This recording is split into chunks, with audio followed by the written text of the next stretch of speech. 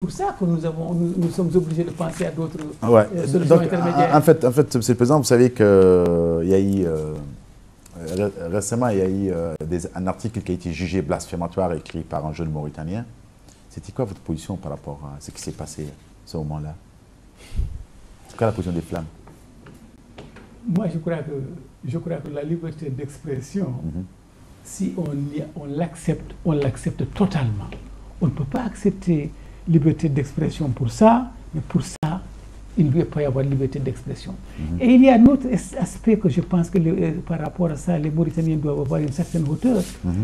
Si on fait une rétrospective historique dans le mouvement, dans l'évolution du mouvement islamique ou de la société arabe, à un moment donné, je crois que la société arabe, à travers ses érudits, à travers ses penseurs, était en mouvement et mettait le monde en mouvement.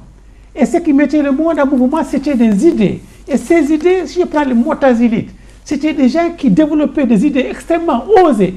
Aujourd'hui, j'ai l'impression que si on disait, il y a on reprenait une seule thèse des Mozalites en Mauritanie, mais on se ferait lapider. Oui, mais pourquoi? Non. Mais pourquoi? Ces gens qui étaient les pionniers de l'islam ont permis qu'il y ait une liberté. Cette situation a été condamnée par tous les partis politiques de ces pays. Et moi, en cherchant un petit peu de gauche à droite, je me suis rendu compte que le mouvement des Flammes ne l'a pas condamné comme...